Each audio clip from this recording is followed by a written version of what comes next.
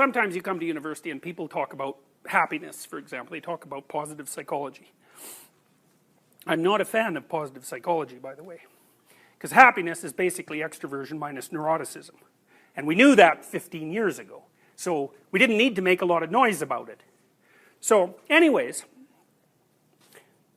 one of the things you might ask yourself is, well, why did you come to university? Did you actually come to university to make yourself happier? Well, let's think about that for a minute.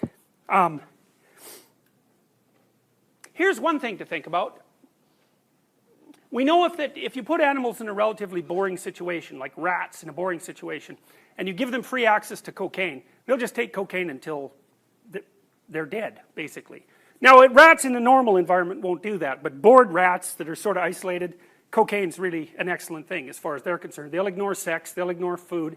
I think they'll still drink water, if I remember correctly, but it's cocaine all the way.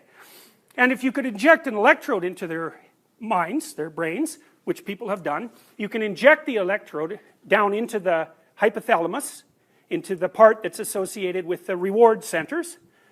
It's the source of the dopaminergic tracts, and you can set them up so that if the rat pushes a button, they get a little jolt of happiness, basically, and the rat will sit there and push that happiness button in a rather frantic way, as if it's looking for something else in some sense, but it will certainly do it. It's because it's a peculiar kind of reward. Now the question might be, would you allow yourself to be wired up like that? Now you might think, there might be some times in your life where you think that might just be a perfectly fine idea, but most of you, I suppose, I presume, wouldn't do that for a second, for the same reasons perhaps that you don't avail yourself of unlimited access to cocaine, which is a stimulant that's very good at producing positive emotion. It's a powerful psychomotor stimulant. And so it affects the parts of your brain that are active when you're doing something that you think is worthwhile and productive. So why not just do that all the time? That's the question that Aldous Huxley asked in Brave New World. You've got everything you want, take a drug to keep you calm and happy, poof, perfect. Well, is that what you want? And if the answer is no, then you might ask yourself, well, what the hell do you want? Now, one of the things I've thought a lot about lately is, lately being 10 years, I suppose, is there are these statues that I've seen. I've looked at pictures of them online. They're statues of Atlas. You know, and Atlas is this god who has the world on his shoulders.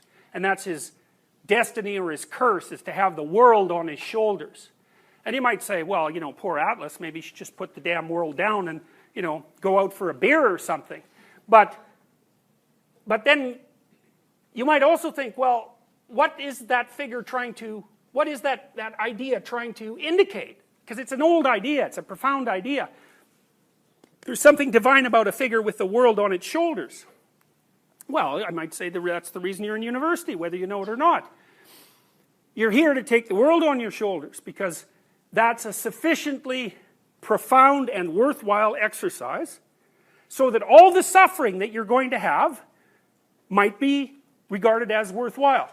Because the value of what you're doing is so high. Because that's what you might ask. Is there something that you could do whose value is so high that the fact, and for the existentialists, it's a fact that you're mortal and vulnerable and prone to suffering, inescapably, that you would find that not only acceptable, but desirable. You'd say, I'd pay that price.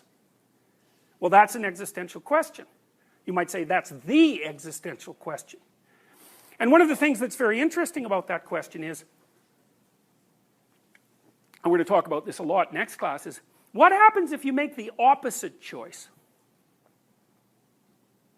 Well, I think the 20th century actually showed us what happened when people made the opposite choice.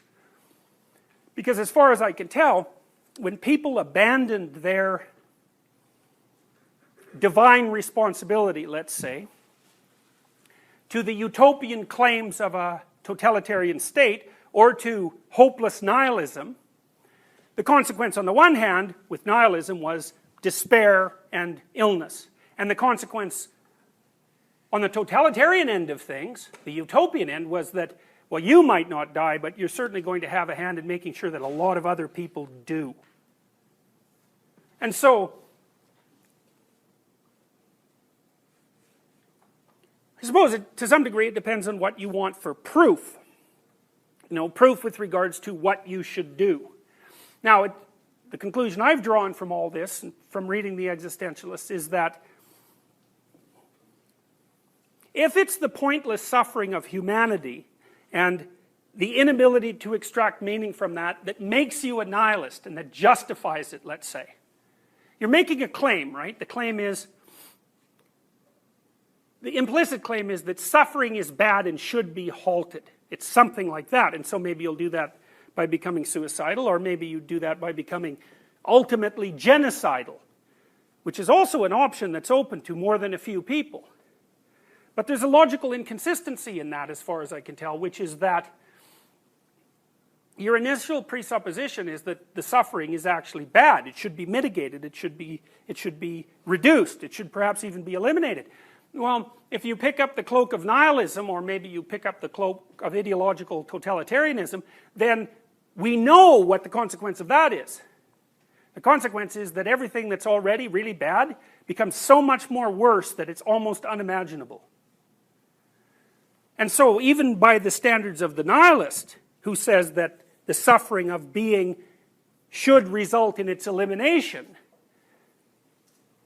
the consequences of thinking that way, or of flipping to the other side and adopting some sort of defensive ideology, is that things go from being, merely the sort of bad state of the earth as it is now, to something as hellish as the Soviet gulags or the Russian concentration camps, or Mao's great experiment in the Cultural Revolution, which probably killed 100 million people, about which we generally hear nothing.